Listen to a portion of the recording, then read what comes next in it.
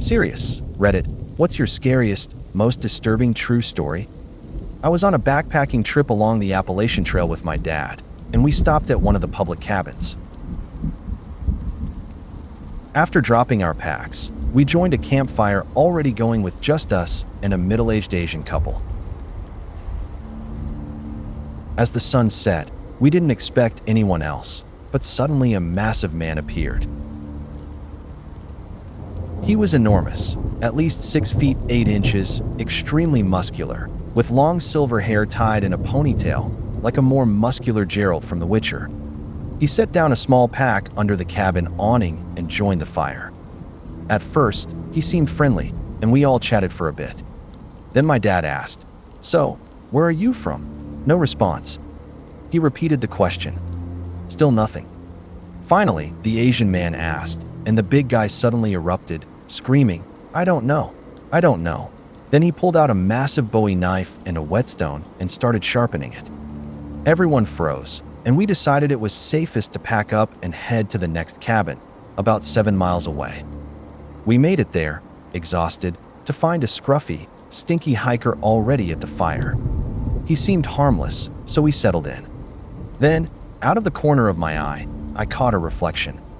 Turning around, I saw the silver-haired giant standing in the tree line, watching us.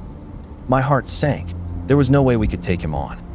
He was built like a WWE wrestler, and none of us were even close to his size. I warned everyone, and the Asian man pulled out a revolver and told him to go off if he came closer. The giant just stared for a moment, then silently walked back into the woods without a sound. After that night, we agreed someone had to keep watch while we slept. The Asian man volunteered, since he had a gun, but he fell asleep. In the morning, I was beyond relieved the big guy hadn't returned. That entire encounter still gives me chills. When I was a kid, my friend and I were walking to a nearby park just after lunch. As we entered, a man, probably in his late teens or early 20s, approached us. He asked if we wanted to see the guns he had in his car. Of course, we immediately said no and tried to walk away, but he grabbed my friend and tried to drag him toward his car. We screamed for help, and fortunately, he let go and ran back to his vehicle.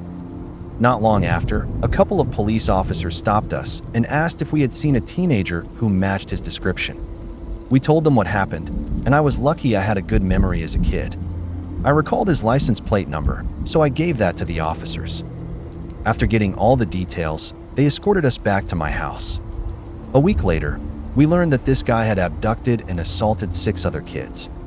He was tried as an adult and, from what we heard, is probably still in prison. I still remember the whole thing pretty clearly. It was one of those moments that really sticks with you.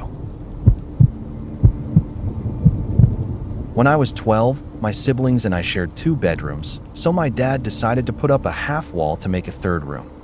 If I stood on my bed, I could see into my brother's room. We were young, so we'd often throw a ball over the wall before bed, just messing around. One night, I was drifting off to sleep when I suddenly felt a tap on my shoulder.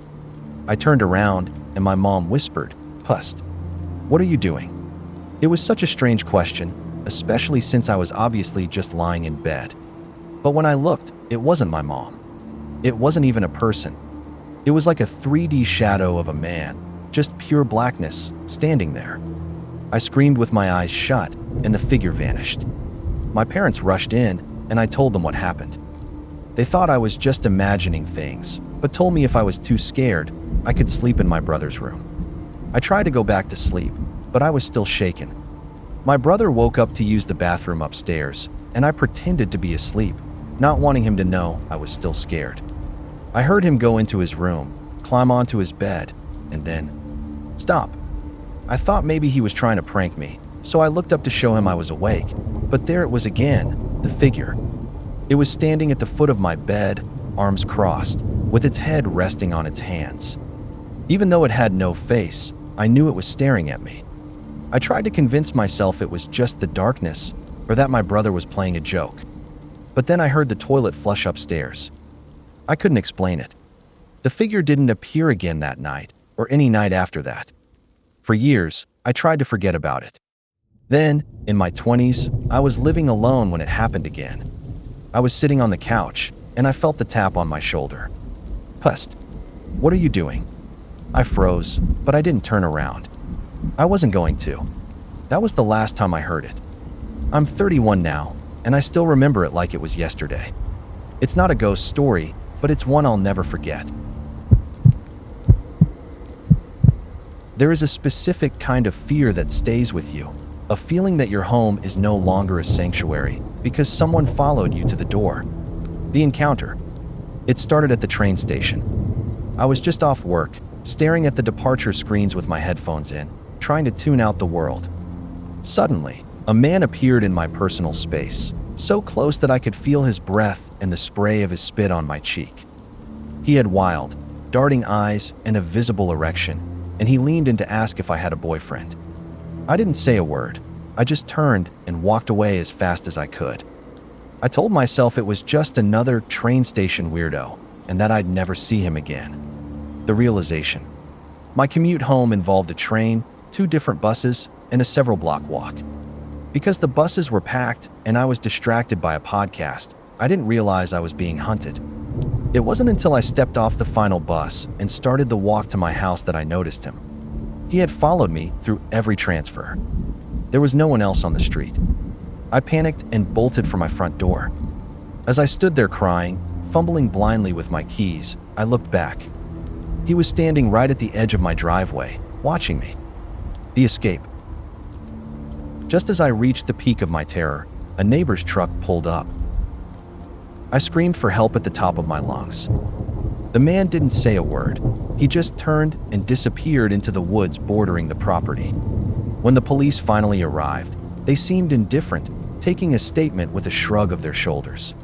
My husband had to rush home from work to be with me. For the next few days, we saw the man lingering in the neighborhood, pacing past our house like he was waiting for another opening. Eventually, the sighting stopped, but the knowledge that he knows exactly where I live hasn't gone away. Recently, a friend and I were swapping stories about our favorite horror movies. We've been childhood friends, both of us growing up in the same Detroit suburb. As we were talking, something from my past came to mind, something I hadn't thought about in years. I was in 2nd or 3rd grade, so this would have been around 30 years ago. Out of nowhere, my friend says, "I don't know if you remember this, but do you remember when the police started patrolling our neighborhood back then?" It was because one day, when I was walking home from school, 2 guys in a blue pickup truck rolled down their window and said, "Hey girl, you need a ride home?" One of them actually tried to grab me. I ran so fast, tearing through people's yards. I told my mom, and she called the cops. After that, she walked me to the bus stop every day. I was kind of stunned. It was like she was describing the exact same moment I had been thinking about. I told her, "Funny you say that, because I was just remembering the time when my cousin Sean and I were wandering around the neighborhood, like kids do." Sean, who, by the way, was way smarter than I was always the one looking out for us. This blue pickup truck pulled up to us, and one of the guys asked if we wanted a ride. Sean just said, "No thanks," and told me to sneak into a neighbor's back porch and hide. The door was unlocked, so I slipped inside, but I was worried we'd get in trouble for not asking the neighbor's permission. You know, like a rule follower type. Sean just whispered, "Stay here and act like we live here. Don't worry about it." I shuddered when I remembered how close we were. One of the men actually got out of the truck and came into the yard to look for us. We stayed as still as possible. About 15 minutes later, he left, and we finally came out. I look back on it now and think, that was such a close call. What's even stranger is that we lived near the area of the Oakland County child killer, though in a much poorer neighborhood than where he targeted. I've spent the last few nights reading up on the case, trying to piece things together, and now that blue truck keeps creeping into my thoughts. What if we weren't so lucky that day? When I was 12, I was at a bookstore in Indonesia, browsing through the shelves when I noticed 2 tourists struggling to communicate with the cashier. Since I was bilingual, I offered to help translate for them, which they appreciated before I went back to my own browsing. After they paid, one of the guys came over to thank me. He seemed really grateful and asked if I'd like to go out for dinner to repay me. Being 12, I told him I'd need to get my parents' permission first. He smiled and said, "I'm sure you can sneak out, right?" No. At that point, I noticed his friend had come up behind me, so I was kind of stuck between them in the middle of two bookcases. My sister, who had been with me, ducked under one of the shelves and ran off, leaving me alone. They didn't give up, though. They asked if I could at least grab lunch or drinks with them. I'm 12, so no, I couldn't. Thankfully, one of the salesgirls must have sensed something was off and came over to ask if everything was all right. I quickly slipped out of there. My sister and I moved on to another store, but then she started freaking out. She had spotted them right behind us. Okay, maybe it's a coincidence. We went into a lingerie store. They followed us in. That was definitely not a coincidence. We bolted to the store where our mom was, and the salespeople there noticed what was happening and called security. At the time, I thought they were just a little creepy. But now that I'm older, I realized just how terrifying that situation really was. Oh, and just to clarify, I'm Asian, so at 12, I looked about 8 or 9. A few years ago, I was about 10 years old, and it was around 2 a.m. when I went to the kitchen to grab a glass of water. I figured there was no need to turn the lights on since I'd be done in a few seconds. I was just standing there in complete darkness when I noticed someone outside, staring through our window, their hands pressed against the glass. We had see-through curtains, so I could clearly see them.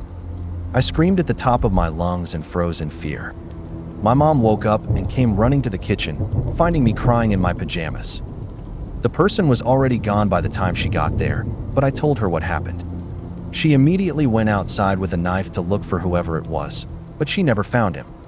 Ever since that night, we got rid of the see-through curtains, and I've had an irrational fear of the dark. It still haunts me to this day. One night, my girlfriend and I went to Walmart around 11:30. We parked close to the entrance, and there was only one spot left next to us on the left. As we made our way down the grocery aisles, I caught a glimpse of a guy out of the corner of my eye. He didn't have a cart or anything, just standing there looking at a box of something. The way he stared at it wasn't casual shopping. He was staring intensely, like he was fixated on it. I thought it was odd, but brushed it off and we continued shopping. A little while later, we crossed paths with him again. Still no cart, still lurking around the aisles we were in. At that point, I started getting a weird feeling, so I suggested to my girlfriend that we wander around the other parts of the store for a while, just to see if he kept showing up. About 30 minutes later, we ended up at the self-checkout. To my surprise, the same guy was sitting on a bench right in front of the self-checkout, no bags, just sitting there staring into space. It was starting to feel like more than a coincidence at this point. As we left the store, I suddenly had this gut feeling and told my girlfriend to stop walking. We both froze. When I turned around, the guy was right behind us, so close that we almost bumped into each other. He looked at me like a deer in headlights, and I just stood there, unable to fully process what was going on. After what felt like forever, he just walked past us like nothing happened, but then he got into a windowless white van that had parked in the empty spot next to our car. That incident still sticks with me. It's been a few years, but I still think about what could have happened if I hadn't noticed the signs. Too many strange coincidences for it to just be my anxiety making something out of nothing. About a year ago, I was walking home from a party late at night. I live on a bumpy, unpaved hill, and as I was walking up, I started hearing voices. At first, I couldn't tell where they were coming from, but the further I walked, the louder it got. Then, I realized it wasn't coming from a house. It was coming from this overgrown patch of land, a place I'd never ventured into before. Being the curious, and probably stupid, person I was, I decided to investigate. I stepped into the dense bushes, my heart racing as I made my way deeper into the land. It was dark, and I felt the hairs on the back of my neck stand up, but I kept going. Eventually, I reached a clearing, and in the middle, I saw something strange, a lone, old black and white television, playing an old TV show. The eerie thing was, there was no one around. Suddenly, I heard rustling from the bushes to my left. That was enough. My heart stopped, and I sprinted out of there as fast as I could, not stopping until I was safely back home. I've never gone back to that spot, and I don't think I ever will. Back in high school, a buddy and I made the incredibly stupid decision to smoke weed in a graveyard around 8 or 9 at night. It was summer, so it was just starting to get dark. We smoked until I was completely out of it, just sitting by a tree, feeling mellow. But then, out of nowhere, I saw a man walking down the graveyard path. I got a little nervous but tried to brush it off. Then, to my horror, I watched as the man pulled out a handgun and aimed it at something ahead of him. He hadn't noticed us yet, and I couldn't see what or who he was aiming at, but my heart dropped. I was so scared that I thought I might be hallucinating. I froze, barely able to move, convinced that I was imagining the whole thing. My friend, sensing something was off, nudged me and whispered, "Dude, this guy has a gun out. We need to get out of here." We both slowly stood up, but of course, in our stoned state, I tripped over a rock. That was the moment the man saw us. He was still a good 200 feet away, but as soon as his eyes locked on us, he started walking towards us, gun in hand. Panic hit us both, and we bolted, running as fast as we could. I glanced back once, and sure enough, the guy had started running after us. We sprinted out of the graveyard, our hearts pounding in our chests, and didn't stop until we were safely back in my neighborhood. It was one of the most terrifying things I've ever experienced, and honestly, I couldn't shake the fear for days after that. Never again. This is kind of embarrassing, but here it goes. Last year, I was staying at my parents' house while they were out of state. They live on a large wooded property and have had trespassers in the past, so I was extra cautious while I was there. One night, I got home around 11 p.m. and stood in the foyer for a moment. The way the foyer is set up, I could see directly into the kitchen, which has windows, and the only light in the house was the moonlight filtering through.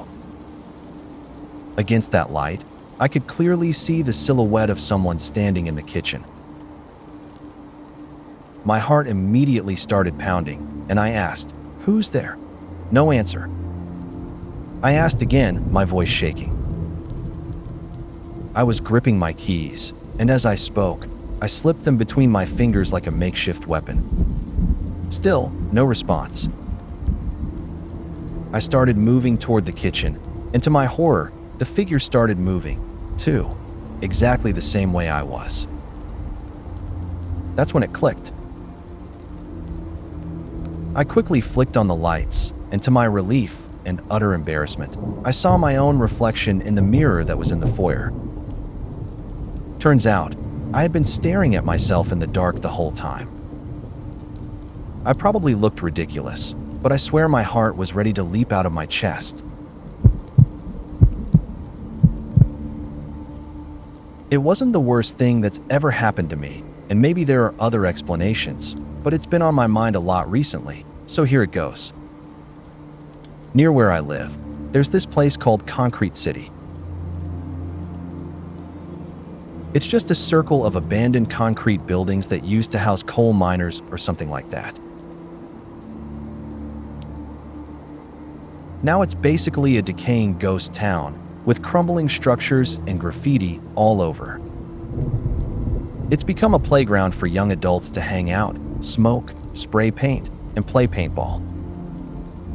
One day, a few friends and I were wandering around the area, and we came across a parked car. I could see two people moving around in the front seat, and I thought, great, we're about to walk up on a couple getting it on. No one else in the group seemed to notice, so I kept walking. But as we got closer, I realized it wasn't a couple. There were two big guys sitting in the front, stock still, staring us down, looking way too sketchy for comfort. Even then, we kept walking. At least there were 5 of us, but I couldn't shake the feeling that something wasn't right. I honestly thought we might get jumped, maybe worse. Then, I figured out why I was so uneasy. We were right up next to the car now, and I couldn't help but glance at the back window. That's when I saw it. An open cooler filled with bloody ice, another closed cooler that probably had the same thing in it, and a pile of clear plastic bags stacked in the back. I didn't say anything, just kept walking. We passed the car, and as soon as we did, the engine roared to life. The two guys in the front tore out of there like their lives depended on it. Could have just been some poachers, or maybe something darker, like organ trafficking. I don't know, but I haven't been back to Concrete City since. It was definitely one of the shadiest things I've ever come across.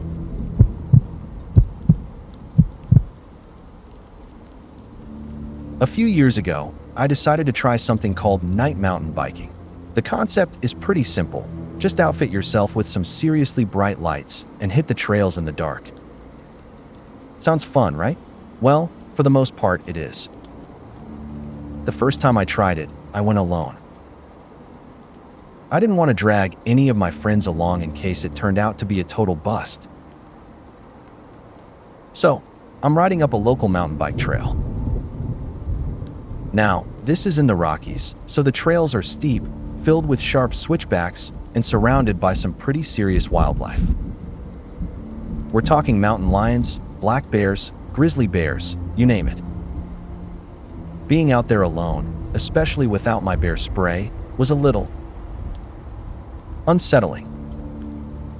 About a third of the way up, I come across a small resting spot just off the trail, down a little hill. I stopped for a moment to take in the stars. It was quiet, peaceful, just the sound of crickets.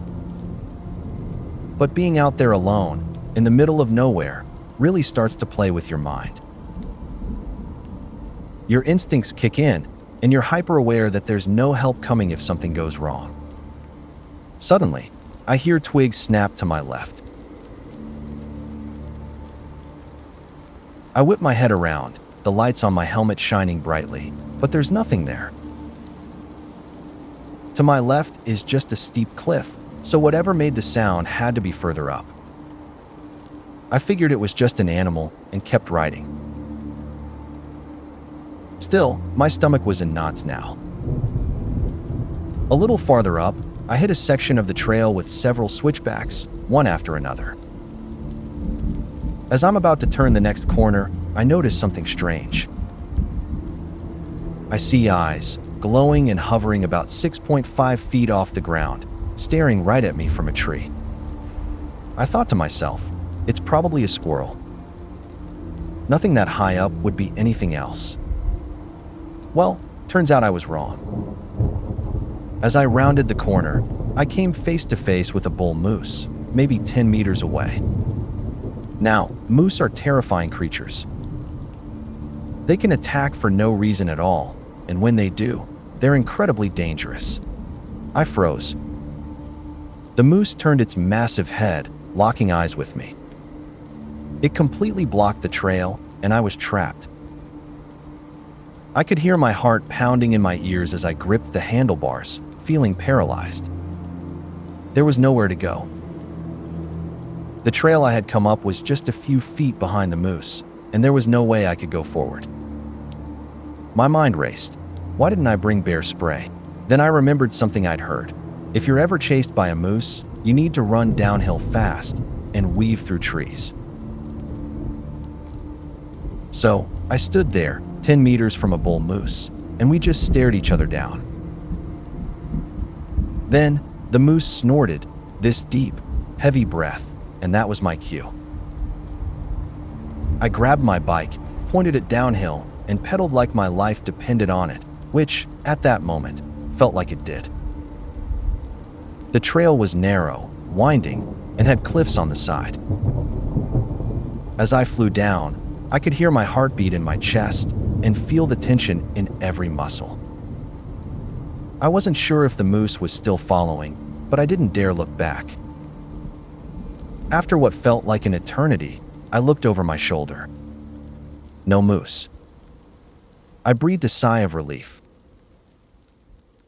I slowed down a little as I continued on, still freaked out, vowing to never ride at night again. But the ride wasn't over yet. As I got closer to the point where I'd heard the noise earlier, I knew I'd be riding up a steep hill next. And I wasn't sure if I wanted to face whatever I'd heard earlier. As I crested a small hill, about to go up the steep half-mile climb, I saw it. A black bear. It was off to the side of the trail, only about 15 meters away. And now, I had nowhere to go. The trail didn't allow me to turn around, and I couldn't backtrack. So, I did what anyone would do in a panic. I pedaled as hard as I could up that hill. I was screaming in my head, "Don't stop, don't stop, don't stop." My legs were on fire, my lungs were burning, but I couldn't afford to slow down. I pushed myself up that hill, knowing that once I made it to the top, I'd have to descend a long way back down. Every time I approached a switchback, I had to make a split-second decision whether to slow down to avoid falling off a cliff, but my nerves had me riding faster than I probably should have. Every time I saw a shadow in the corner of my eye, I thought it was the bear following me. I didn't dare look back. Finally, I made it to the bottom of the trail, where I parked my bike behind my car. I sat there for a moment, my heart still racing, watching the woods around me, paranoid that something might jump out at me. After a few minutes, I got myself together enough to take my bike off the rack, but my body was trembling. My hands were too shaky to even unlock my car. I had to take deep breaths just to calm myself down. That night, I drove home in silence, hands gripping the steering wheel, too on edge to even listen to music. I didn't take my bike off the rack until the next morning. It was hands down the most terrifying experience I've ever had. Since then, I haven't ridden alone at night in the mountains. This happened about 3 years ago, and to start, I should say that I don't believe in the supernatural, occult, or anything of the sort. My best friend, though, definitely does. This story is real, and I didn't make it up. Where I grew up, there's this road called Indian Cabin Road. It's long, really long, and it intersects with a few other roads before turning into a dirt path. Eventually, it leads to a river and another town, but for a good stretch, you're just driving through dense woods with no signal. Out there, your phone doesn't work. Being from a small town, everyone knows about it. It's kind of a rite of passage for locals. If you asked anyone at the Wawa about Indian Cabin Road, they'd give you one look and say, "Yeah, that place is haunted," then leave it at that. So, on Halloween night, my best friend and I decided to go check it out. We found the road on our map, and after a bit of searching, we finally found the fork where it began. We were in her Caprice, which wasn't the ideal off-road car, but it was Halloween, so what the hell? She's a big believer in the supernatural, so the whole time she was playing it up, reminding me that we were driving down the most haunted road in our town. I couldn't help but roll my eyes and laugh. Yeah, it's Halloween, but I wasn't about to get spooked. We drove for a while without realizing how far we'd gone until the road turned into a dirt path. Not even 10 minutes later, she suddenly stopped the car. She said she didn't want to go any further because the car couldn't handle it. Before I could say anything, I heard her whisper, "Horse opera, what is that?" in the most terrified voice I've ever heard. I turned to look, and in the tree lean, there was something I can only describe as a twisted, skeletal creature. It was on all fours, but its back legs were so long that it was stretched out in a way that made it look more like some kind of spine with legs. Its eyes, glowing red, stared directly at us. The night was pitch black, but with the high beams and headlights on, I know for sure it wasn't some guy in a morph suit or a wild animal. It was something else. It just stared at us, unmoving at first, and then it began to move toward us. At this point, I was starting to laugh, not because I thought it was funny, but because I was terrified. It was either laugh or panic. I muttered something like, "It's just a wolf, it's nothing. Don't worry." But my friend wasn't buying it. She slammed the car into reverse and took off, driving as fast as she could.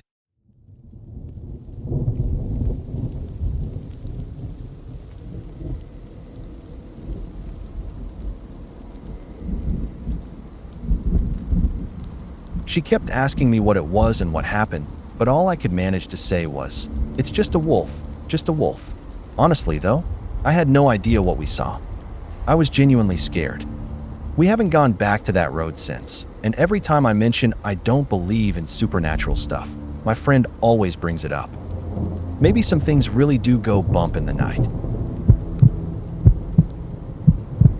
I was reminded recently of a time when my friend and I were about 16 or 17, traveling around Europe. We were both huge animal lovers and would often buy sausages to feed the local stray dogs. There were two big, scruffy mutts we'd gotten close to, and every day, they would follow us around and greet us like old friends. One afternoon, while we were hanging out with the dogs, a beat-up, shady red sports car rolled up next to us. Two guys inside said they wanted us to come party with them, but when we politely declined, they didn't leave. Instead, they kept following us, trying to persuade us to join them. We started to get nervous, so we crossed to the other side of the street to avoid them. But they turned their car around and kept following us, pleading even harder. At that point, we were both pretty freaked out. Just when things were starting to feel really tense, the dogs we had been feeding came charging up to the car. They started barking and lunging at the passenger, trying to bite him.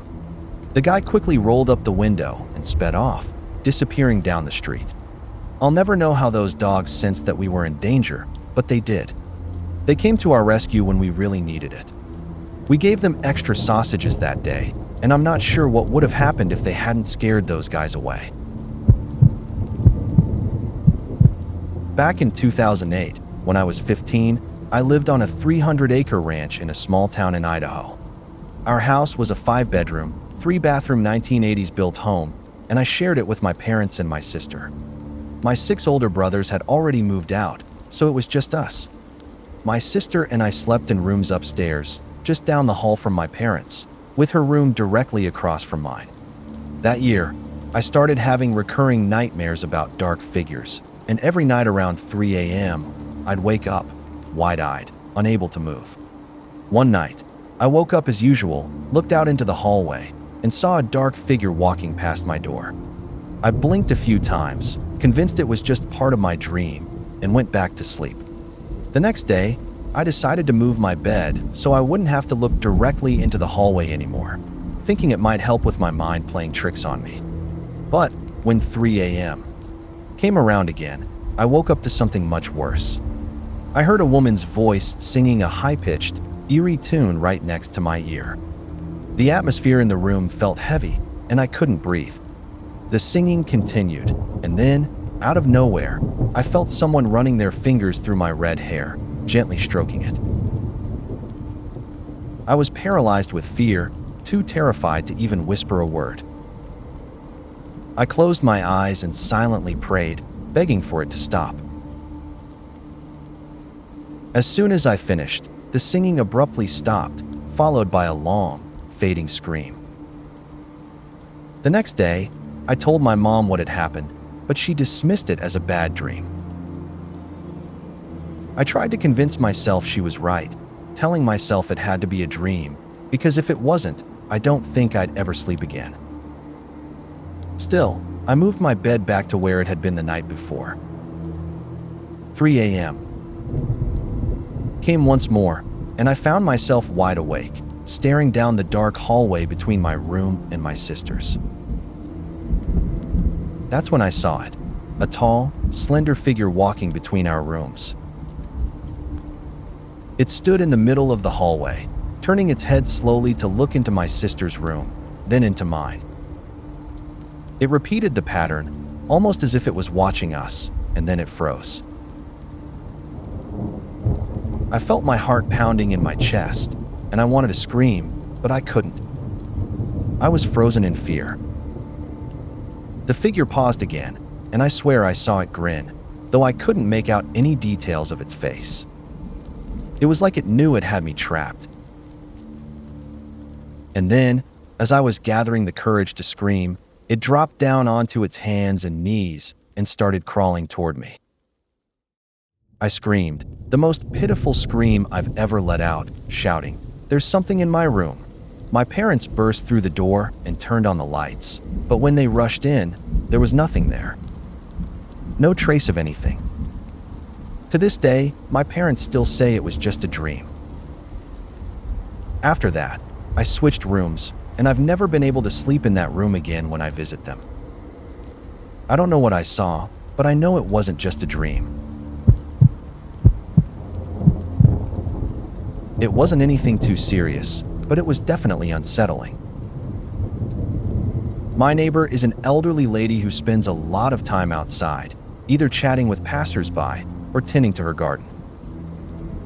The first time she spoke to my dad, she complimented the painting in his bedroom. It wasn't weird at first. She probably noticed us moving it in or caught a glimpse of it before we got our curtains up. But then she met our dog and said, "He's much scarier through the window, isn't he? No big deal, right?" We knew our dog had this habit of pushing the blinds aside to stare outside. Just a weird comment. She would often bring up small things like this, asking why we didn't take the dog for a walk or when we'd gotten a new couch. I figured she was just an older woman with nothing to do but sit outside and observe the neighborhood. But then, things started to get a little off. When she met me, she swore we had met before, but I'd never seen her in my life. She asked me how I liked my room and started telling me about the girls who'd lived there before me. It was odd, but I brushed it off, just an old lady being friendly or maybe a little too curious. Still, I couldn't shake the feeling she rubbed me the wrong way. I tried to avoid her when I could. And then it happened. One day, as I was walking the dog outside, I glanced over and saw her staring at me through her window. The moment she realized I saw her, she quickly lowered the blinds, but I could still see her peeking through the slats, watching me. It was weird, but I thought maybe it was just a fluke. Later that day, I went into the kitchen and happened to look outside. There she was again, staring at me, her eyes fixed on me through the blinds, which were slightly open to let in some light. I tried to ignore it, but it kept happening. A few days later, I was upstairs in my parents' room, replacing towels in their bathroom, and again, I saw her, watching me from the window. The more I noticed, the more I saw. She wasn't just peeking out of her window, she was watching us from all over. She'd sit in her car, parked across the street, and just watch. She'd sit on her porch, always keeping an eye on us. She would walk down the street slowly, staring. It was like she was always there, always watching. And I wasn't the only one. She did the same thing to the neighbors around us, and to the people who lived in our house before us. Everyone knew the rule: keep your blinds and curtains shut, or you could guarantee she was watching you. It freaked me the hell out, honestly. My friend invited me to join her family on a trip to Universal, Florida. On our way back home, they'd just picked up a new puppy, so we made frequent stops to let it take bathroom breaks. It was around 8 p.m. when we stopped at a gas station in a small town. My friend and I decided to go inside to use the restroom. As we approached the door, we noticed two bigger men standing at the counter talking to the cashier. I reached for the door, but the man closest to it suddenly reached over and held it shut for about 30 seconds while he continued chatting with the cashier. In hindsight, that should have been my cue to turn around and get back to the car, but at the time, I just shrugged it off. Finally, he moved aside and let us in. The bathroom was a single stall, so I used it first, then waited for my friend by the door. While I was standing there, I noticed the two men kept glancing in my direction, and I started feeling really uneasy. Something just didn't sit right. When we exited the building, we were talking about how weird the men had been when, not even 30 seconds later, we realized they were following us. My heart started racing.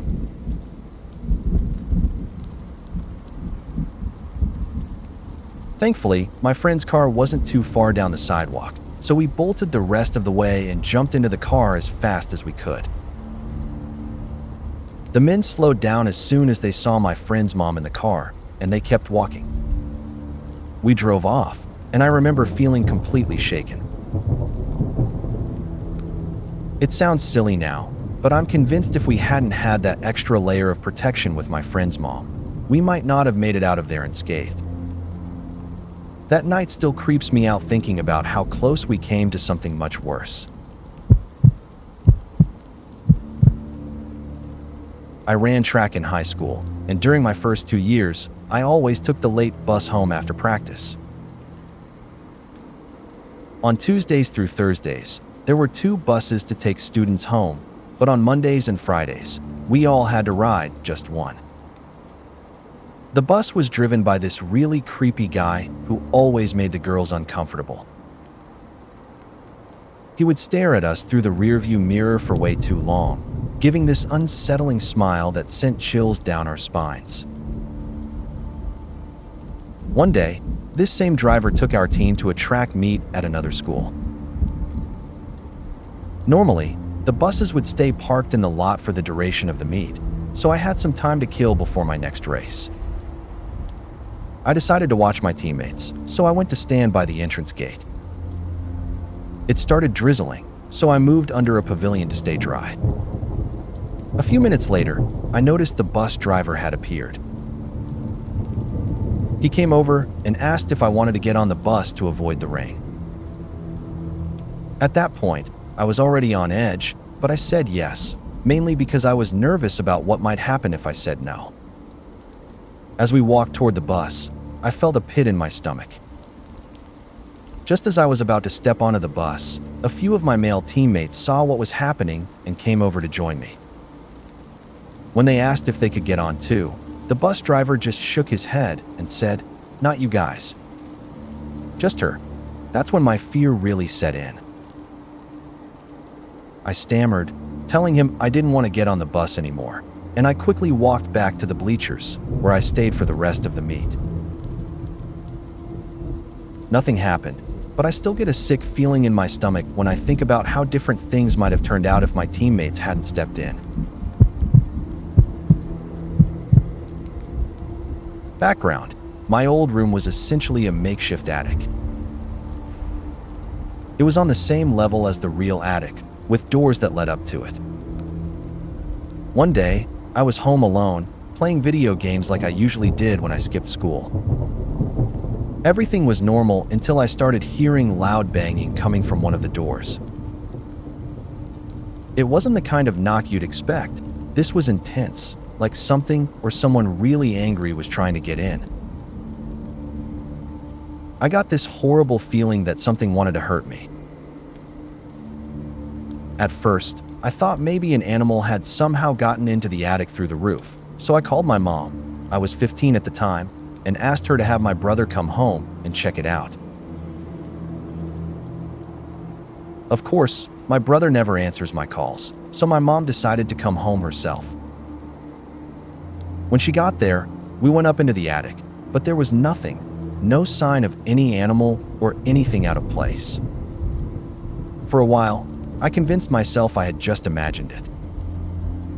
I didn't do drugs, I wasn't sick, and I'd never experienced anything like that before. I just chalked it up to a weird coincidence. We eventually moved out of the house, and one day, my mom was out for a walk when she bumped into the new owners of the place. They got to talking, and somehow the conversation turned to the upstairs area. They asked her if anything weird had ever happened up there. My mom mentioned the door in my old room, and the new owner got really quiet before saying that their dogs would often scratch at that same door and just stare at it for hours. It still gives me the creeps to think about it. When I was about 7, I was visiting Italy near the Alps. Every day, I'd walk down a hill to play with a local kid, even though neither of us spoke the same language. He had a dog, and we'd always play together with it. One day, when I walked down to his house, I was greeted by something strange. The entire yard was covered in bugs, millions of them. They could have been locusts or something similar, but all I could see were these swarming insects everywhere. I froze for a moment, ready to turn and run, but then I noticed something in the middle of the yard. It was the dog. It was just lying there, motionless, covered in the same bugs. At first, I thought it was dead. My heart pounded as I ran toward it, pulling on its collar. The dog slowly looked up at me and then lowered its head again. I kept tugging, shouting for the neighbor kid, but no one responded. Panic set in. I managed to get the dog to stand up, but by that point, the bugs had started crawling on me too. I was terrified. I dragged the dog into a shed nearby and hid with him, crying and shaking. I don't know how long I was in there, maybe 10 minutes or so, when I heard a knock on the shed door. I peeked through the window, and there was the neighbor kid looking right at me. He opened the door and started yelling, but I couldn't understand a word he said. I looked past him, and to my shock, the yard that had been completely covered in bugs was now completely clear. No bugs at all. I tried to explain what had happened, but everything I said was lost in translation. I never went back there again. When I was 7, my dad took his own life in the shower at our house. After that, my sister and I would sometimes hear strange things. The sound of the shower door slamming shut, drawers opening and closing, even when no one else was around. One day, the sound of drawers slamming became so loud that I couldn't ignore it. I walked into my parents' room, looked around, and said, "Dad, please stop. This is scaring me." And after that, it never happened again. Years later, when I was in high school, I invited a friend over to hang out. As soon as he walked through the door, he looked at me and said, almost casually, "Someone died in here." He didn't know anything about my dad. When I was in 5th grade, I was hanging out with my friend at her house. We were by the lake, just chilling behind her house, when 2 older high school guys came up to us. One of them said, "Oh, okay, we'll leave." Something about the whole situation made us both uneasy, so we decided to go back to her house.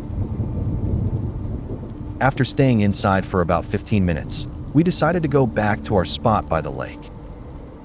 But when we got there, the 2 guys were already back. They asked if we wanted to hang out, but we quickly declined and started walking along the dam. After we'd gone about 50 feet, I heard something behind us. I looked over my shoulder, and they were following us. I told my friend, but she didn't believe me until she looked too. Then we realized they were running after us. Panic hit us, and we started running as fast as we could, adrenaline pumping. We reached the end of the dam, where there was a dry waterfall. I glanced behind me and saw one of them was following our path, while the other was trying to cut us off. Somehow, we managed to outrun them after what felt like forever. When we finally made it to her dad's house, we didn't leave for a long time. We never told our parents about it.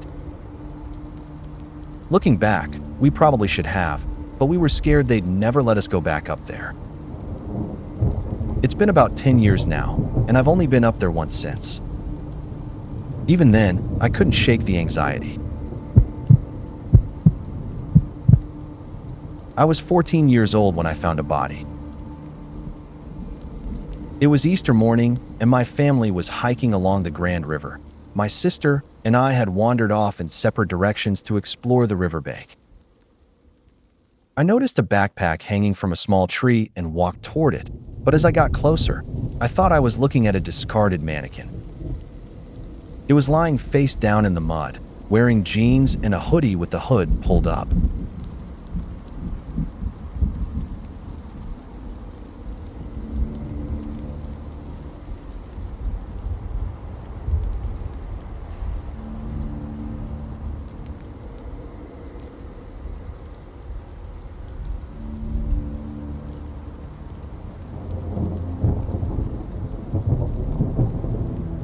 One of its hands was gripping a branch, and nearby lay a handgun and an empty pack of Scooby-Doo fruit gummies. At the time, I assumed the gun was a toy. Thinking it was plastic, I decided to kick it.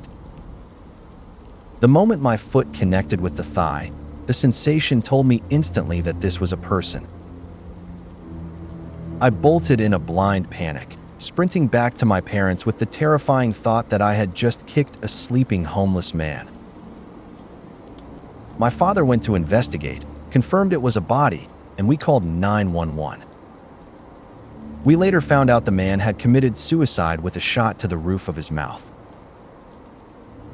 He had slightly misfired, meaning he likely lived for about 30 seconds after the trigger was pulled. The police were shocked we hadn't heard the shot, as it had happened only moments before we arrived. I realized then why he had looked so much like a mannequin. Because his hand was elevated on the branch, the blood had drained out of it and pooled elsewhere, leaving his skin a stark, synthetic-looking white. I never saw any blood, and I never found out what was in that backpack. More than anything, I am just grateful I never saw his face. I remember witnessing an argument between my mother and stepfather that started over something as trivial as a bottle of green Heinz ketchup. His reaction was immediate and terrifying. He dragged her by her hair into the bedroom and loaded a shotgun.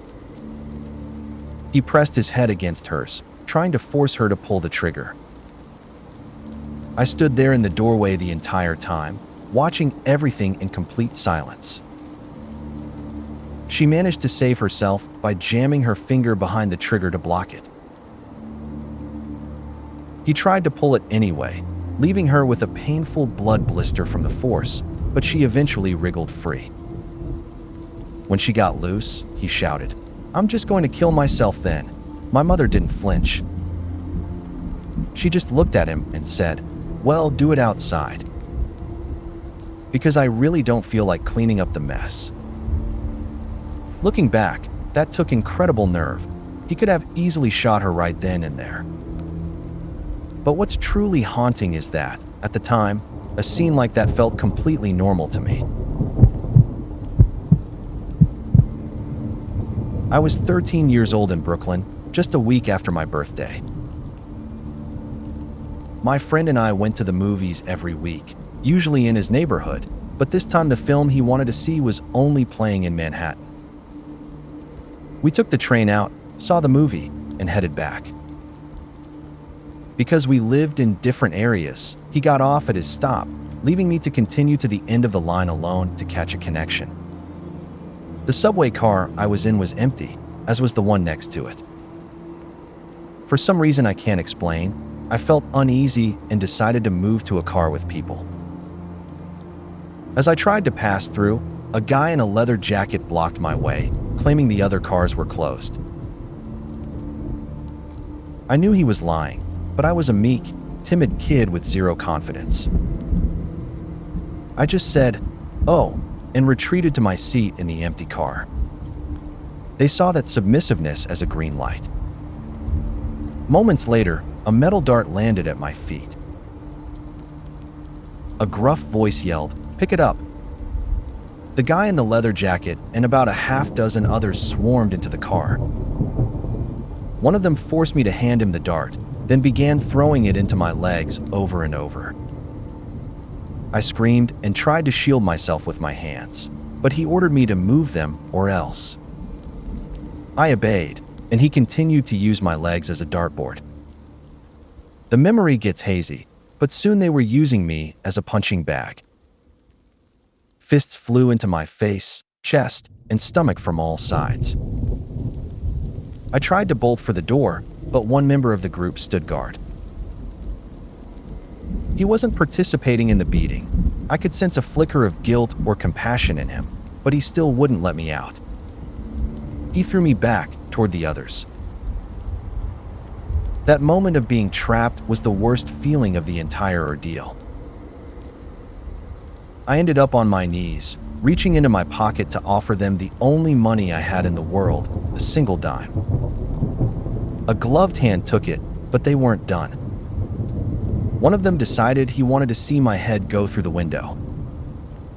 They grabbed me and rammed my head into the glass repeatedly. Fortunately, subway windows are shatterproof. They tried about a dozen times before giving up. Just before the train reached the last stop, I stood up and tried to speak. A bit of spittle accidentally landed on one of their gloves, and I was slapped across the face for it. When the doors finally opened, they all ran out except for the leader. He actually pulled out his wallet and asked if I needed a couple of dollars. I refused. I wanted nothing from him. I tried to report the attack, but the conductor's booth was empty. On the platform, I saw two police officers walking away, but I was too weak to run after them or shout loud enough to get their attention. I never looked them in the eye, so their faces faded from my memory almost instantly. I caught my connection, found a crowded car, and went home to collapse into bed. The next morning, my entire body ached. Those guys are likely in their 50s now with families and jobs. People who probably think they are great guys, never knowing they spent an afternoon torturing a child for fun. While they aren't responsible for everything that went wrong in my life, they certainly contributed to the darkness I've carried ever since.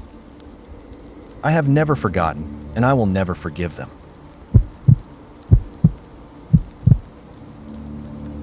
When my ex-husband kidnapped my children, I found myself in an unimaginable situation. A church, one that followed a different denomination than mine, helped him hide them from me.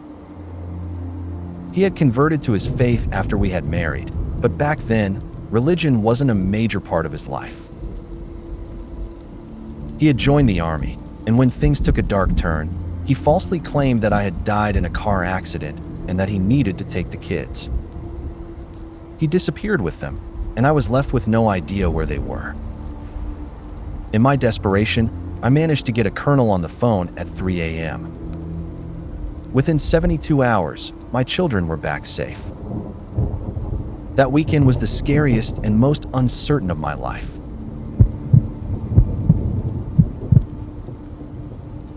My mother is a huge fan of Christmas, so one November, we decided to visit a famous house filled with holiday decorations.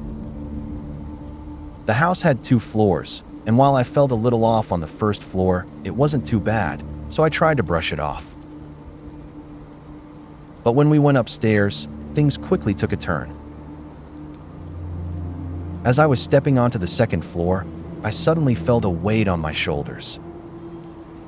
My head started to hurt, and my stomach began to churn.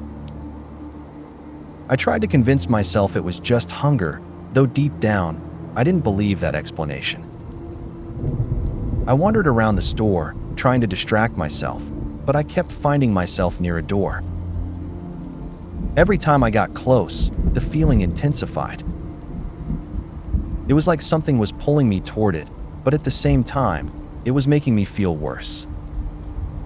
It was late at night, and the staff was busy with other customers on the first floor. Upstairs, it was just my family and me. I decided to take a chance and move the door slightly. The moment I did, I felt a wave of nausea hit me, like I was about to pass out. I tried to fight it back, but the room behind the door was dark, with only a few boxes visible. Then I saw a shadow, and it sent a chill through my body. I couldn't see much, but the darkness felt alive, like it was watching me, waiting to harm me. I ran to my family, barely able to stand, and begged them to leave. I was so disoriented, I couldn't even walk properly. We managed to get out of there, and as soon as we passed the fence outside, I started to feel better. That night is still vivid in my memory, even though it's been almost 3 years. I can explain it logically now, but it still creeps me out to think about it.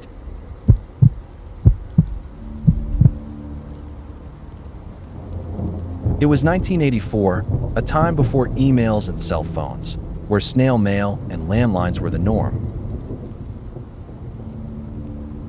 After my internship ended, there was a 2-month gap before my residency began, and I was looking for a temporary job to fill the time. Someone offered me a 6-week assignment in a small town. The local doctor was away in Europe. It sounded simple enough.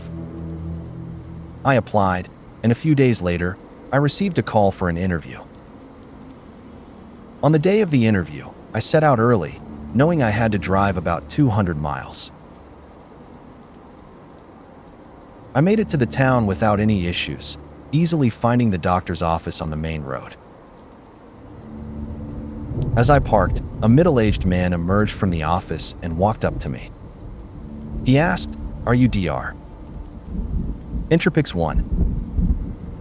I nodded and replied, "Yes." He said, "Dr. X was expecting you, but there's been a slight issue, and he had to leave earlier than planned. He asked me to bring you to his house. Is that okay?" I thought it seemed a little odd, but agreed. No problem, right? He told me to follow him, and we drove for about 30 to 40 minutes along country roads. After a stretch of unpaved road, we arrived at a large house, surrounded by cornfields on 3 sides and woods at the back. The entire place was fenced in. I was led inside and asked to wait in a room for Dr. X.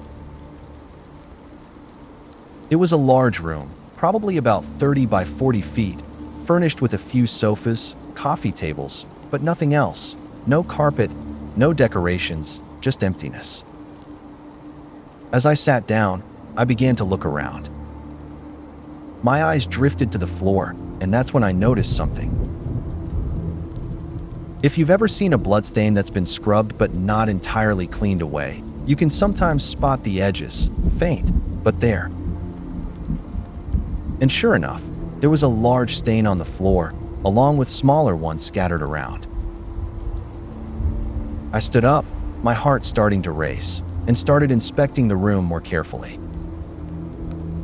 The back of the sofa chair had a hole in it, and as I peeked behind it, I saw an impact mark on the wall, a bullet hole.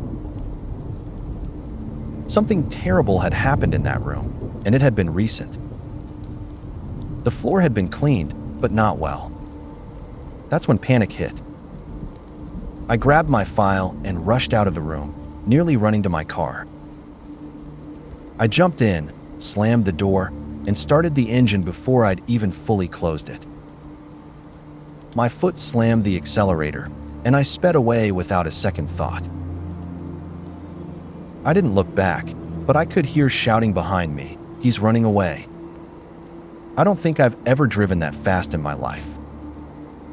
I didn't stop until I reached my apartment. My hands were shaking, my heart pounding.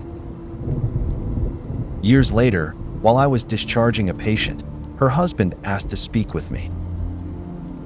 He mentioned he was a sheriff, and out of curiosity, I asked where he worked.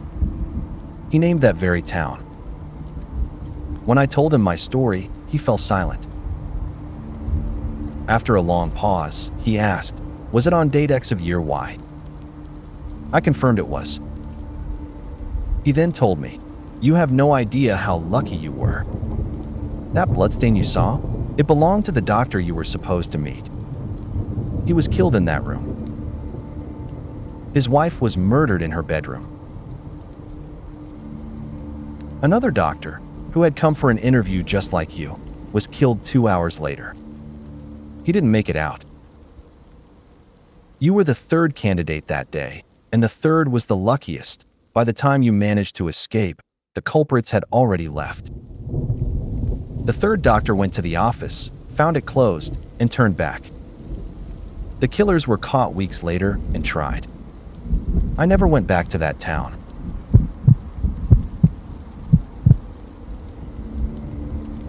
Back in 1998, I was on a 5-day canoe trip with 6 friends, ranging from 18 to 28 years old, up a tributary of the Orinoco River near Mérida, Venezuela. Our guides were an older, rough-around-the-edges German guy in his 60s, and a younger, somewhat shady Orinoco Basin local. One of our group members spoke fluent German, but for reasons that only became clear later, she didn't let the guide know. She later admitted she didn't want to give the creepy guy the chance to say things to her that no one else could understand. By the third day, we were really roughing it, camping in hammocks along the river, and we hadn't seen any sign of civilization in at least 8 hours. The guides were keeping mostly to themselves after dinner, which wasn't unusual, but that evening they moved a little farther away from our camp. We overheard them arguing heatedly, switching between German and the local dialect. Suddenly, our German-speaking friend turned ghostly pale and became visibly terrified. After a few minutes of calming her down, she explained that she had heard the German guide say something along the lines of, "We need to make sure the others will be at the place, and we'll have the guns. The crocodiles will take care of the guys, and the girls will come with us to the village the day after tomorrow." This definitely freaked us out. We were isolated, miles from anywhere, with no way to call for help. So, we came up with a plan. We decided that if we saw another group of canoers pass by, we would scream for help, pretending we were being kidnapped. The next morning, fortune smiled on us. A 4-canoe expedition passed by, and we immediately sprang into action. We yelled that we were being kidnapped and needed help. The guides didn't even hesitate. They just took off, not bothering to deny our accusations, and one of them pulled a sawed-off shotgun from under a blanket, pointing it at us to stop us from following. That move confirmed for us that we had been right about their intentions. The other canoers helped us and took us to the nearest village down a nearby tributary. We explained everything to the local police and some soldiers who were in the area on an exercise. Later, we learned that there had been reports of a serial killer in the Maracaibo area, targeting tourists who ventured into the forest. This had been happening since 1996, but I could never verify this through any Western media sources or online searches. We've all stayed in touch over the years, occasionally reflecting on our narrow escape. It's been 20 years, and life has moved on, but I've never told my family or my wife about that close call. I don't think any of us have shared it with more than a handful of people. A while back, my friend and I went to Disney World. I'd renewed my ticket online, but needed to exchange the paper for a new pass, so we stopped by the Ticket and Transportation Center on the way to Magic Kingdom. No line, so it was quick and easy. Later that day, I started getting texts. "Hey Leme love, how you doing?" At first, I thought it was a prank or spam. The number wasn't in my phone, and the message felt off. The oddest part was how they called me by my name. I don't give out my number much, so this felt weird. I replied, "Hi person whose name isn't in my phone." He replied back, saying his name was Steven and asked what I was doing with that ugly guy. This was starting to get creepier. Sure, I could think of a couple people who might know who I was with, but it seemed unlikely anyone would be texting me that, especially someone I didn't know that well. Plus, I don't really know many Stevens. The conversation went back and forth. He insisted I knew him and sent me a picture of a WDW, Walt Disney World, badge with Steven on it. I couldn't tell if he was trying to play the odds, hoping I knew a Steven who worked at Disney, or if it was something else.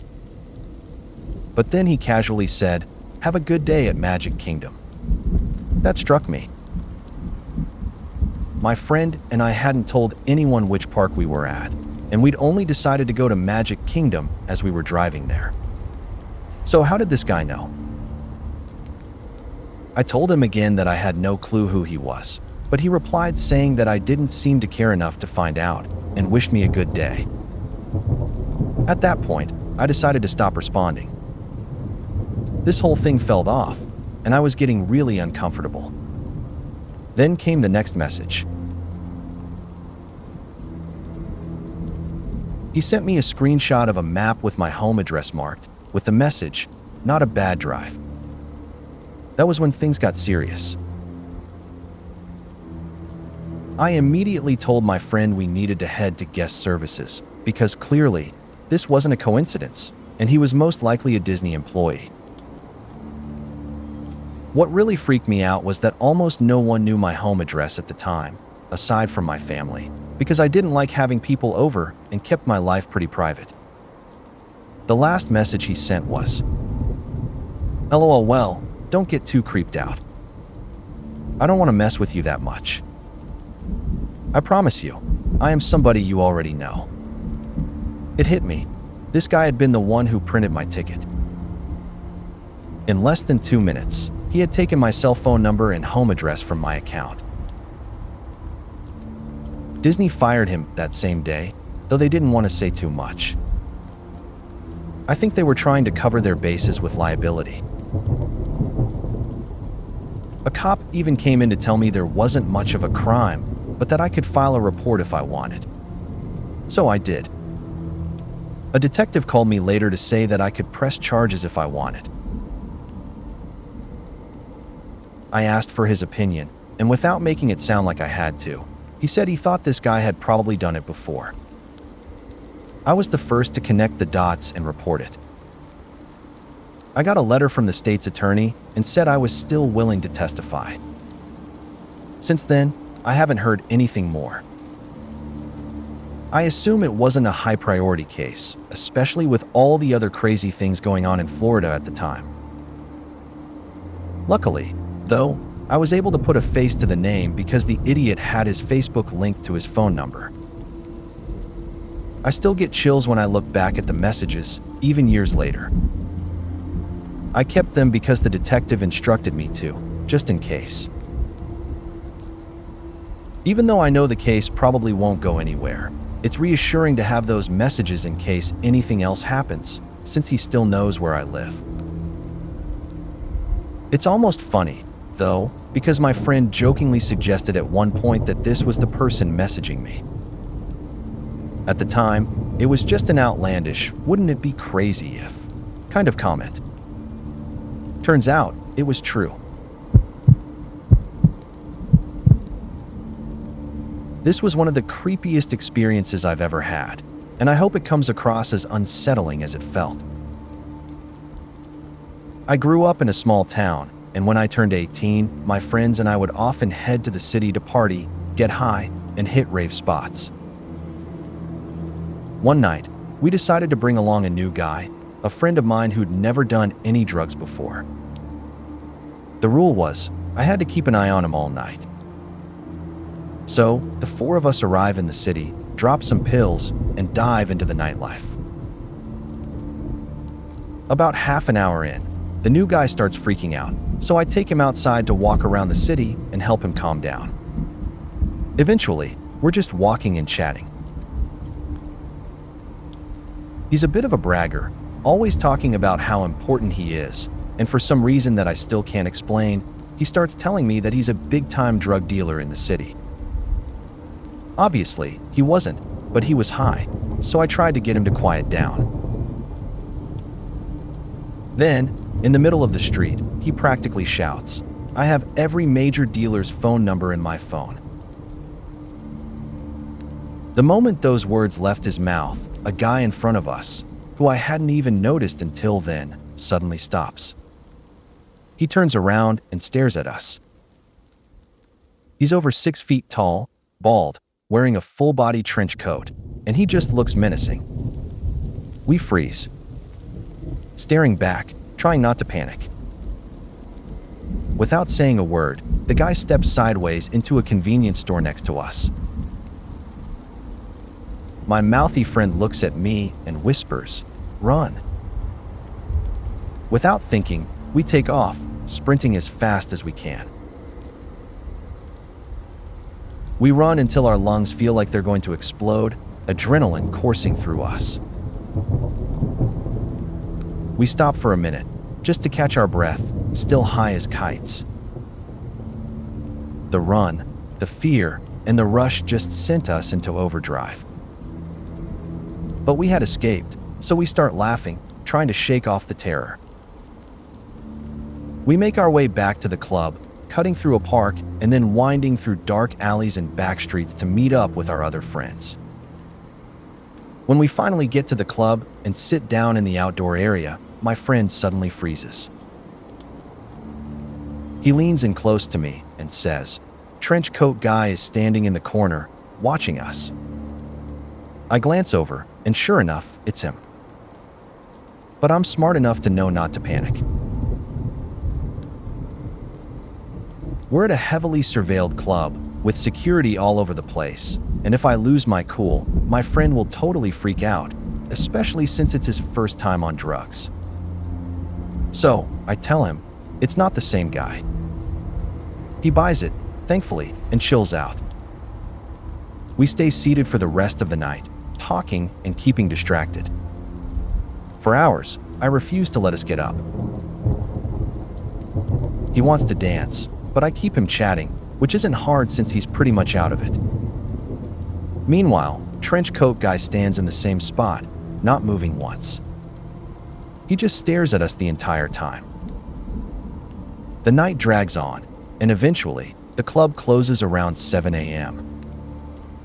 As people start filing out, I finally look up and notice that trench coat guy is gone. We leave the club and head home, still shaken, but relieved. I've never figured out who that guy was, but I'm convinced he was either a major player in the drug world or possibly even some kind of undercover agent. What really messes with my head is how he followed us. We were young, fit, and fast, and when we ran, we must have sprinted for at least 20 blocks. Then we stopped for about half an hour to relax, laugh, and get our bearings before walking another 30 minutes back to the club. That guy must have been right behind us the whole time. He must have followed us in the dark park, through the alleys, and all the way back to the club. And there he was again, watching us for 6 hours, not once moving. It's still one of those things I can't shake. It's almost like he was waiting for the perfect moment to make his move, or maybe he was just there to observe us. Either way, I'm just glad nothing happened. Internet forums were my lifeline from the age of 12. For nearly a decade, they were my only consistent connection to other people. As an unsupervised, mentally disabled teenager living in an abusive home, I was incredibly vulnerable, which made me a prime target for the predators who lurk in those spaces. When I was 16, a man on a now-defunct forum, a man 10 years my senior, decided to make me his personal target. I still don't know what I could have possibly done to deserve his vitriol. Looking back, it seems he simply wanted to see how much he could break me. He told me daily that the world would be better off without me, and that it was only a matter of time before I snapped and murdered a child. He urged me to kill myself so frequently that I came dangerously close to doing it. When I finally broke down and asked him if he truly wanted me dead, he told me that no one wanted me alive and that I should just get my miserable ass out of this world. I eventually left that forum to save what was left of my mental health, though he stalked my social media for a month afterward. However, shortly after my 18th birthday, someone sent me a link that brought me back to that site one last time. I found a thread where that man and two others were laughing about a hilarious plan. One of them would track me down, get close to me, assault me, and then convince me to take my own life. The others egged him on, calling the idea epic and asking him to film it. I was so physically repulsed that I became nauseous and spent the rest of the day curled in bed, unable to process the horror. Years later, I stumbled upon his personal website. He had somehow secured my dream career, and in his blog, he admitted that he harassed people for therapeutic reasons. He claimed that tormenting others calmed him down and brought him peace when he was stressed. It was a terrifying realization to see that level of calculated cruelty presented as self-care. At the time, he had me convinced he was tracking my IP address.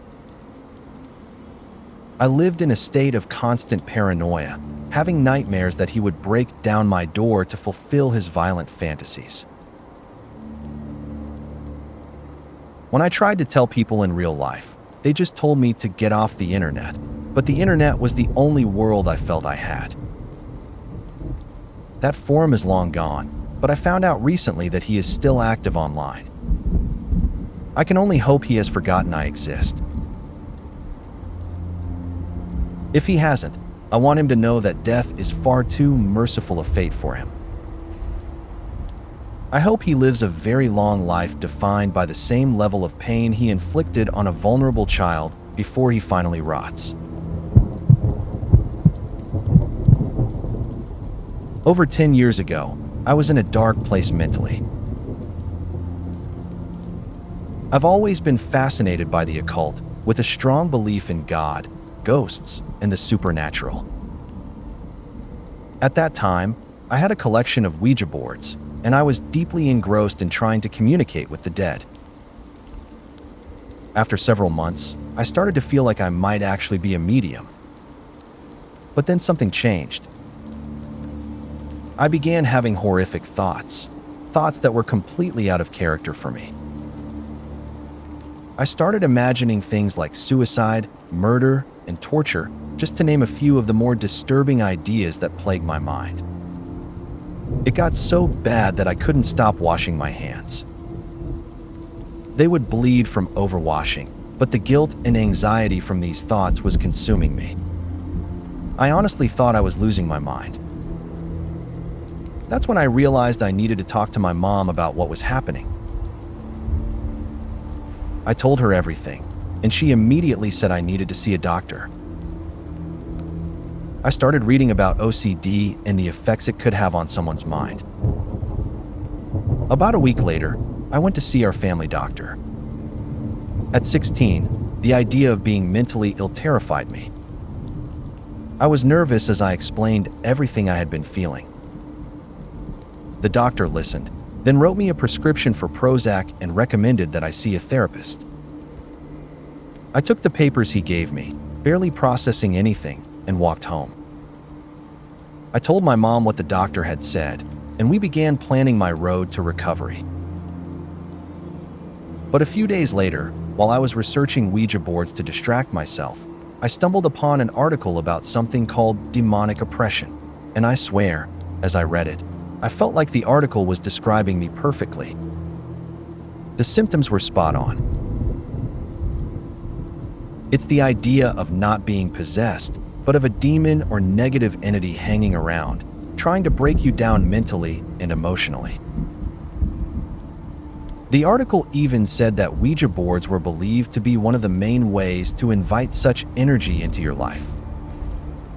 So, I began researching how to rid myself of this so-called oppression. One of the recommendations was to get rid of the Ouija boards and dispose of them properly. I took action, breaking the boards into pieces and making sure the planchettes were separated.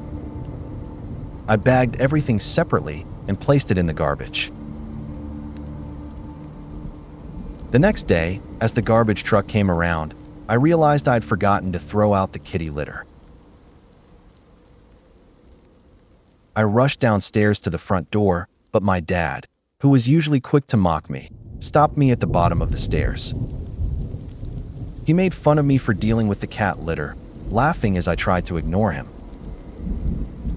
I pushed past him and tossed the litter in the bin, just in time to see the garbage truck take the bags containing the Ouija board pieces. When I went back inside, everything felt oddly quiet. I called out to my dad, but there was no answer. A few seconds later, my mom came home from work and I asked her where Dad had gone. She told me he hadn't come home yet. He had stopped at the grocery store. But I was confused because I had just spoken to him not 2 minutes ago. My mom insisted that couldn't be true because she'd just spoken to him on the phone. I ran to the phone and called him, and sure enough, he was still at the grocery store. He had no idea what I was talking about. I hung up in shock. No one else had been home, and yet I had just spoken to my dad, face to face, not moments earlier. It was like a different version of him had appeared. I'm convinced that whatever dark force had been tormenting me that whole time had made its last attempt to mess with me. After the Ouija boards were disposed of, all my symptoms stopped, completely, overnight. To this day, I'm terrified to even think about what would have happened if I had looked my dad in the eyes that day. I've struggled with sleep paralysis my whole life, since I was a little kid. The way it hits me is always the same. I'll go to bed, have what feels like a full night's sleep, then I'll wake up. But when I open my eyes, something feels wrong. That's when I realize it's happening again. Someone is in the room, watching me. It's not always the same person, but it's always a man. Sometimes he's crouching in the corner, other times he's leaning over my bed, or sometimes I feel hands moving across my body. When I was younger, I tried to scream for my dad, but nothing would come out. I'd just gasp for breath, red in the face, trying with everything I had to shout, but I couldn't. The man would stare at me, and I could only breathe. Then, I'd wake up again and realize I hadn't been awake at all, even though I was completely sure I had been. This cycle has been a part of my life for as long as I can remember. Wake up, feel the dread, see the man, try to scream, and finally wake up for real. Over time, I got a little more used to it. I could recognize when it was starting, when I could tell something wasn't right. That was my signal to calm down, to realize it was just sleep paralysis, and then I'd wake up fully. But then Halloween night 2015 happened. I came home with a friend. I lived with 4 other girls and a roommate, but that night my friend stayed in my roommate's bed. I'd been asleep for hours when something at the foot of my bed woke me. I opened my eyes and saw him. A man, crouched at the end of the bed, dressed in all black, a hood pulled tight over his face, with dark sunglasses that obscured most of his features. Immediately, I thought, this is it. Sleep paralysis again. But the fear hit before I could process it. My scream came out, but instead of the usual breathless gasp, what followed was the most horrifying, blood-curdling scream I've ever heard. It was a woman's scream, screaming like she was being murdered, and it wouldn't stop. It took me a few seconds to realize that I was the one screaming. It didn't even sound like me. I didn't recognize my own voice. It was pure terror. The man bolted out of the room, slammed the door behind him, and I could hear him running through the house. My friend, who was in the bed next to me, sat there frozen in silence. The house was completely still. I felt small, like a helpless child again. I turned to her and said, "Is this when you call 911?" But she didn't answer. I was shaking so badly when I called the police, I barely remember what happened next.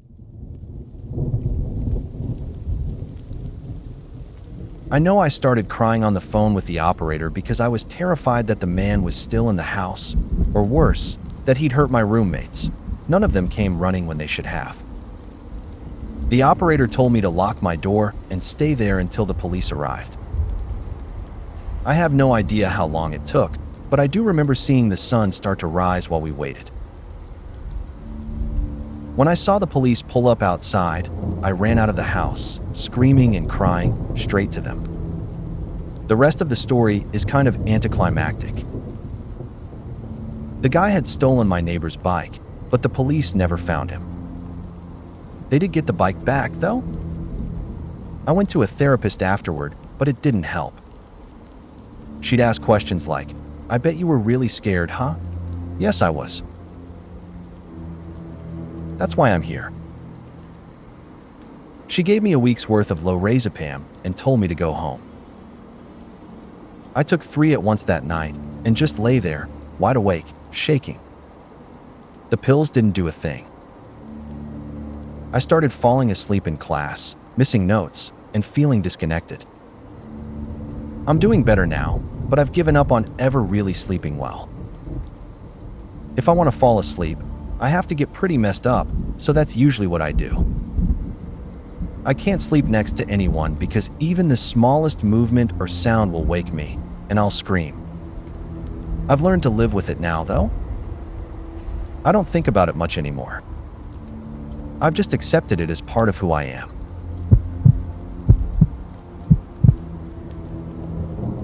This happened back in 2008, shortly after my family moved to a small, rural town in Oregon.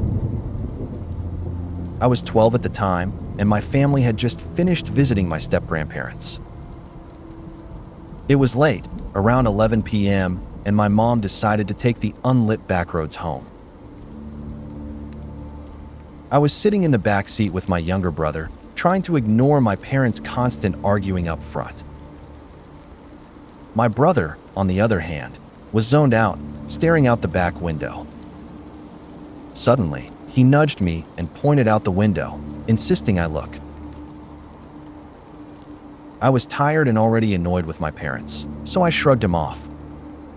But he kept insisting, his voice tinged with fear. At first, I ignored him, pulling my hoodie over my head. But he became frantic, trying to get my parents' attention, and they just yelled at him to be quiet. This went on for a while, but eventually, he settled down. I could still hear him turning around every so often, peering out the back window. The next day, I finally asked him what had gotten him so worked up in the car. His voice was shaky as he told me what he'd seen. He described 3 dim, blue-white lights arranged in a triangle, following closely behind the car. He said that when my mom hit the brakes, the taillights briefly illuminated the shape, revealing a dome-like form in the center of the darkness. He noticed it didn't shake around like a car would when we hit potholes. It was as if it was hovering, following us from behind. It all sounded so bizarre, but there was something in his voice, fear and certainty, that made me believe he saw something. Something he couldn't explain. After that night, we drove that road many times, but we never saw anything like that again.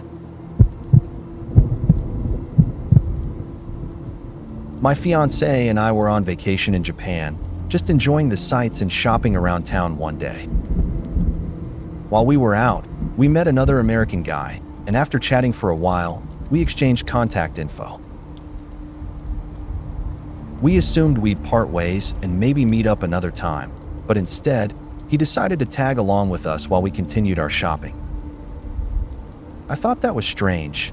Who would want to be a third wheel to a couple they just met, especially while we're picking out sneakers? That's when I started feeling a little off about him. He said he'd come to the city to meet up with his friends, but now, here he was, following us around. So, I asked what happened to his friends, and he just casually said he'd meet up with them later. Then, the questions started getting really weird and invasive. "You guys have a lot of money, huh?" he asked, followed by, "Where do you get your money from? An ATM? Do your parents wire it to you?" At that point, I was pretty sure this guy was up to something shady. Who asks questions like that unless they're planning to rob you? I texted my fiancé, telling him we needed to get away from this guy. He didn't see it the same way. He thought the guy was just awkward and lonely. But I wasn't convinced. I decided to take matters into my own hands. After we left the shoe store, we had planned to keep shopping, but the guy insisted we go to a theme park together. He said we could walk through a park to get there. It was a shortcut and really beautiful. We tried to steer the conversation in a different direction, but he brought up the park 3 more times, even after we'd said we weren't interested.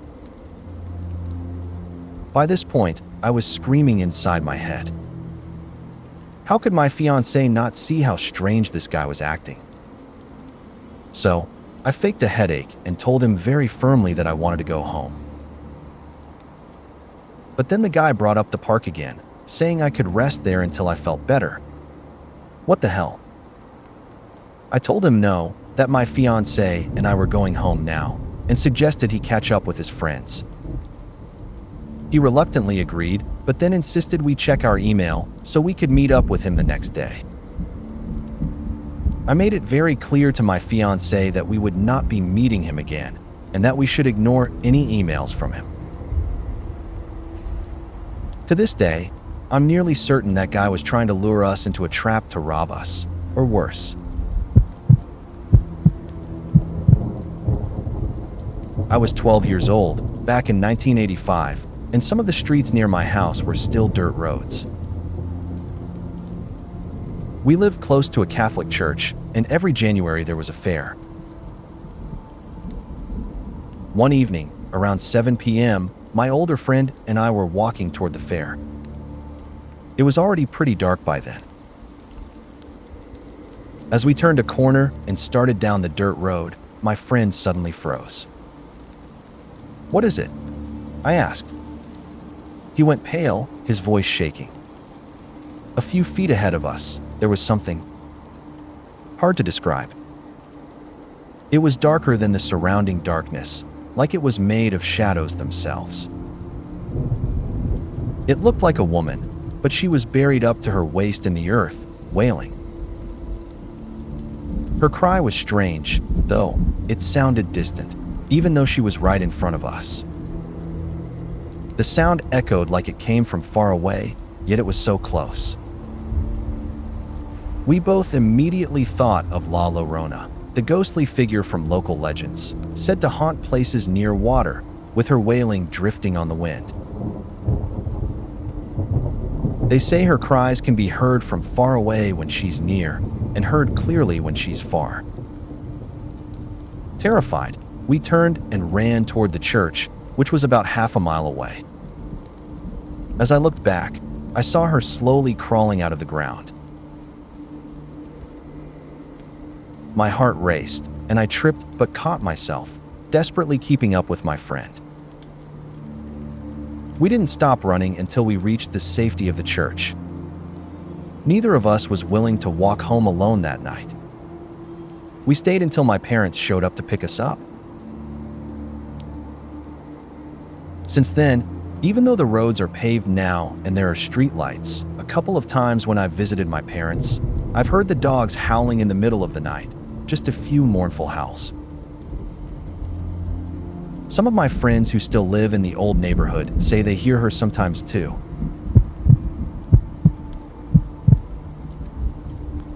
A few years ago, I was dealing with symptoms that seemed like kidney stones, but there were a few odd signs that didn't quite fit. Some of the symptoms matched what my mother experienced when she had appendicitis, unusual symptoms that weren't typically associated with kidney stones. As someone with a trauma background, Army medic, I knew something didn't feel right, so I went to the hospital to get a scan to figure out whether it was kidney stones, which run in my family, or something else. After a quick exam, the ER resident decided I was just constipated and sent me home, telling me to come back in 3 days if the pain persisted. He didn't even let me explain my concerns before he walked off. When the nurse returned, I shared my medical history with her and insisted on getting a scan. Thankfully, she listened and arranged one for me. Next thing I know, I'm being wheeled into the OR by a surgeon. They removed my appendix, and when they did, it was so badly inflamed and twisted that it burst during the procedure. It was a close call, and I couldn't help but think of a similar situation with a colleague of my stepfather's. Her husband had gone to sleep after a misdiagnosed appendicitis, only for her to wake up in the morning next to a dead man. Medical mistakes happen, but when it comes to medical incompetence, that's a whole different story.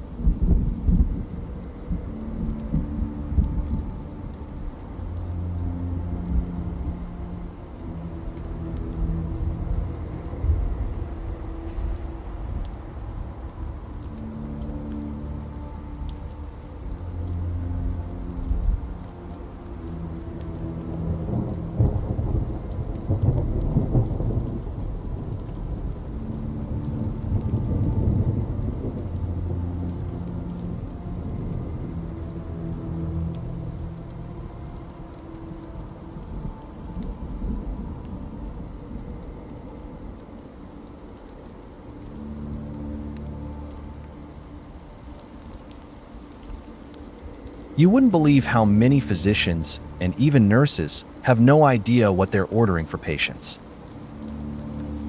Fortunately, we didn't deal with narcotics much, but I can only imagine how messed up that must be. Despite our role being largely clerical, my coworkers and I would constantly come across massive mistakes that could have serious consequences. For example, we'd find prescriptions that could send a 20-year-old into early menopause or cause a 7-year-old to go blind. Every time we'd call the doctor's office, they'd just shrug it off like, "Oh, okay, just change it to whatever you think is right." It was honestly kind of terrifying. On the bright side, I definitely know which doctors I would never let anywhere near me, even in an emergency.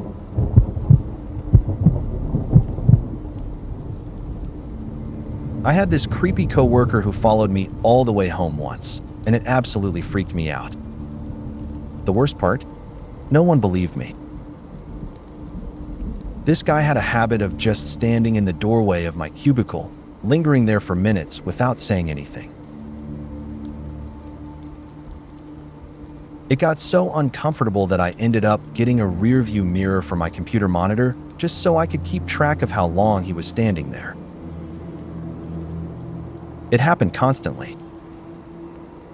Sometimes, he'd ask me weird questions, like what color car I drove or what kind it was. He'd always follow up with, "I thought I saw you the other day," but at the time, I didn't think much of it. Looking back, it definitely wasn't as innocent as it seemed. Then one day, things escalated. I was a block away from my apartment when I glanced in the side view mirror of my car, and there he was, his face staring back at me. My heart sank. I was in shock. I couldn't believe he'd actually followed me. I was on the phone with my husband at the time and told him exactly what I was seeing. I thought maybe I was losing it, so I decided to keep driving, watching to see if he'd follow. Sure enough, He did. I knew the area well. He had no reason to be on that street. It led directly to my apartment complex, and not much else. When I turned in, he was right behind me. My building was in a secluded part of the complex, so it was a bit of a winding path to get there. I wasn't about to drive all the way to my building with him tailing me, so I passed my turn and sped around the complex to the exit. I took a quick left, parked at the end of the street, and watched the exit to see if he'd leave. I kept telling myself he had to be visiting someone who lived there. Maybe it was a coincidence. But nope, there he was again, pulling out of the complex and heading in the direction where he lived. I was shaken to my core, so the next day I told my boss. She was kind of freaked out, too, but most people didn't take it seriously. My work took the appropriate steps and counseled him about his behavior, watching me, standing in my doorway, and generally making me uncomfortable, but there wasn't much else they could do.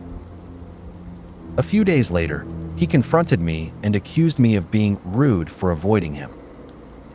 I looked him dead in the eye and said, "I saw you."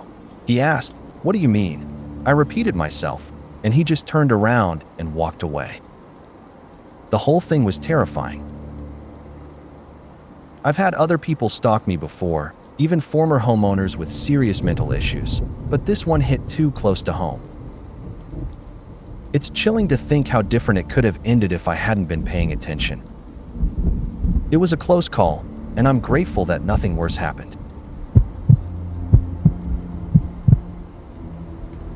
So here's the deal. A doctor and his wife get killed, and the killers somehow find out that the doctor was in the middle of interviewing 3 other doctors. Instead of just leaving it at that, they decide to take things even further.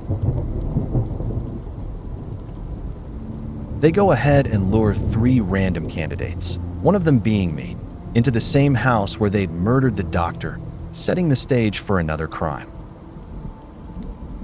They put me in an unsupervised room in the house, which, upon looking around, shows very subtle yet clear signs that something horrible had gone down recently. The floor's been cleaned, but not thoroughly.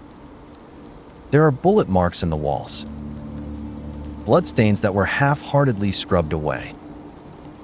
I was definitely in the middle of a scene that hadn't been fully erased. But instead of confronting me, they let me go. No real chase, no immediate threats, just letting me run straight for my car parked outside, in front of a house, on some isolated road.